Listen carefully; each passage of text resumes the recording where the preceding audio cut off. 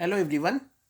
आज हम लोग बात करेंगे एक अभी जस्ट एक रिसेंट ऑर्डर आई है हाई कोर्ट की तरफ से कि एक पिटीशन चल रही थी जिसमें इस पे बहस चल रही थी कि बैंक एम्प्लॉयज़ के ऊपर जो रेंट एम्प्लॉयर दे रही है या जो रेंट आपको मिल रहा है उस पर टैक्स लगेगा या नहीं लगेगा। तो अनफॉर्चुनेटली हाई कोर्ट की डिसीजन आई है जिसमें ये बोला गया है कि जो रेंट बैंक एम्प्लॉयज़ जो लीज़ ले रही है और एम्प्लॉयर उनके बिहाफ में दे रहे हैं उस पर भी टैक्स लगेगा।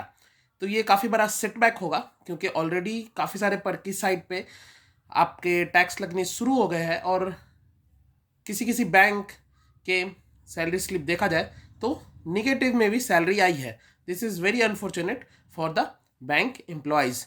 और ये केस में भी हमें जैसा कि हाई कोर्ट का ऑर्डर आया है इस पे टैक्स देना पड़ेगा, मगर कितना देना है क्या देना है ये सब इस वीडियो में हम लोग डिस्कस करेंगे। एक एग्जांपल के साथ भी देखेंगे कि कितना लगेगा, क्योंकि ऑलरेडी इनकम टैक्स एक्ट में ये प्रोविज़न थी कि जो रेंट है उस पर टैक्स लगना चाहिए। तो ये बैंक एम्प्लॉय के लिए भी अब लगेगा, जो कि अभी तक नहीं लग रहा था। सबसे पहले ये जो हाई कोर्ट का है ये आप देख सकते हैं, ये आपको दिख रहा होगा, ये अभी रिसेंटली आया है और 60 पेज का ये ऑर्डर है जिसको मैंने थोड़ा बहुत पढ़ा है।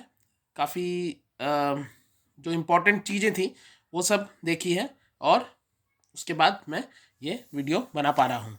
तो सबसे पहले देखेंगे कि सबसे पहले जानेंगे कि ये इस पर टैक्स क्यों लगना स्टार्ट हुआ है। क्योंकि जो कि एचआरए होते हैं, एचआरए जो भी मिल रहा है एम्प्लॉय को, जो रेंट नहीं लेते अपने बैंक से एचआरए लेते हैं, उन पे टैक्स लगता है।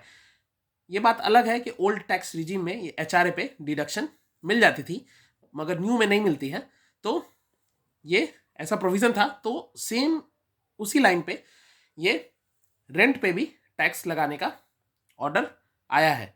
और इस पे पहले से ही केस चल रहा था जो कि अभी तक स्टे था कि नहीं अभी आप नहीं काट सकते, मगर अब हाई कोर्ट ने कह दिया है कि आप अब काट सकते हो।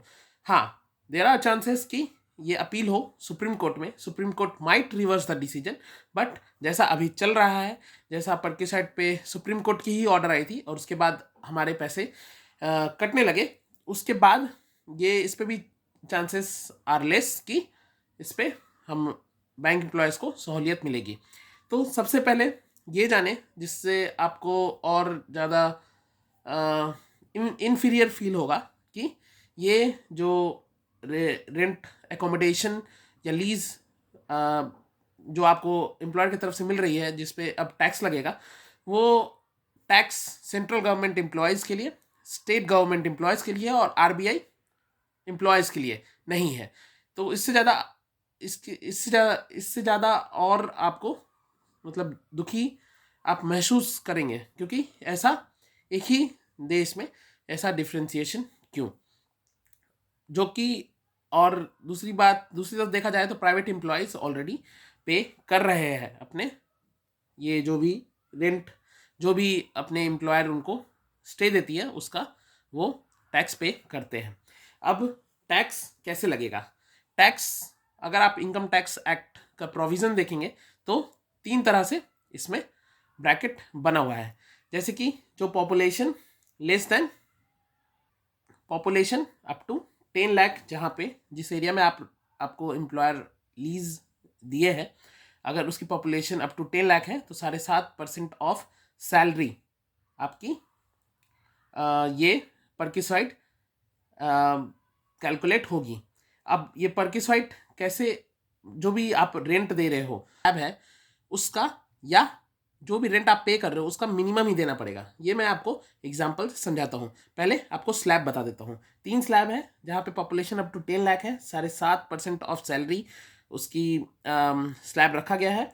10 लाख से 25 लाख पॉपुलेशन वाली जगह में 10% ऑफ सैलरी का स्लैब रखा गया है, और मोर देन 25 लाख पॉपुलेशन वाले एरिया में 15% ऑफ सैलरी का स्लैब रखा गया है। तो एक एग्जांपल से हम लोग समझते हैं कि जैसे कि 1 लाख मान लीजिए किसी की सैलरी है, सैलरी किसी की 1 लाख है। ओके, अब इस 1 लाख में आपका ये मान लीजिए ये जो बंदा रह रहा है जहाँ पे इसको लीज एकोमोडेशन एम्प्लॉयर दे रहा है, वहाँ पे उसकी पॉपुलेशन मोर देन 25 लाख वाली है, तो 15% सैलरी स्लैब में वो आएगा। तो 15% इसका कैलकुलेट करेंगे तो 15,000 इसकी परक्यूसाइट वैल्यू होगी। और आप रेंट एक्चुअल क्या पे कर रहे हैं, मान लीजिए एक्चुअल रेंट जो आप पे कर रहे हैं वो 25,000 है, तो इसका इस दोनों का जो मिनिमम होगा वही आपके इनकम टैक्स जो भी है ये 15,000 आपका परक्यूसाइट होगा। और ये 15,000 आप जिस भी इनकम टैक्स स्लैब में आ रहे हैं उसके हिसाब से इनकम टैक्स आपकी टीडीएस या जो भी है वो कटेगा। फॉर एग्जांपल आपकी इनकम 10 लाख से ऊपर है, ये 15,000 और उसमें ऐड होगा, तो 10,15,000 और 10,15,000 पे जो भी आपकी टैक्स स्लैब है फॉर एग्जांपल 20% है, तो उसी हिसाब से इस 15,000 जो परक्यूसिट बनी है इस पर आपको 20% के हिसाब से और टैक्स देना पड़ेगा। तो यही मैं आपको समझाना चाहता था। आई होप आपको समझ में आया होगा। एक बार ये फिर से बता देते हैं। फॉर एग्जांपल कोई भी बैंक एम्प्लॉय की सैलरी 1 लाख है और वो जिस एरिया में उसको लीज एकोमोडेशन मिली है एम्प्लॉयर की तरफ से उसकी पॉपुलेशन 25 लाख से ज़्यादा है, तो वो 15% ऑफ सैलरी वाले स्लैब में आता है। तो 15% ऑफ 1 लाख अगर काउंट करेंगे तो 15,000 परक्यूसाइट आपकी आ रही है। बट आप एक्चुअल रेंट कितना दे रहे हो, आप एक्चुअल रेंट दे रहे हो 25,000, तो minimum of this two will be added as perquisite. For example अगर इस 25,000 की जगह वो 10,000 ही अपना रेंट दे रहा है तो minimum of two that is 15,000 और 10 में जो मिनिमम होगा दैट इज 10,000 वो आपके परक्यूसाइट में ऐड होगी और उसी पे आपको टैक्स देना होगा। परक्यूसाइट क्या होता है, परक्यूसाइट जो भी आपको अपने आपके एम्प्लॉयर आपको प्रोवाइड करते हैं वो आपके बेनिफिट जो भी उसकी मॉनेटरी बेनिफिट होती है वो आपके इनकम में टोटल ऐड होती है और उसी इनकम में फिर आप जिस इनकम स्लैब में आते हैं उस पर टैक्स लगता है। तो दैट्स इट, थैंक यू।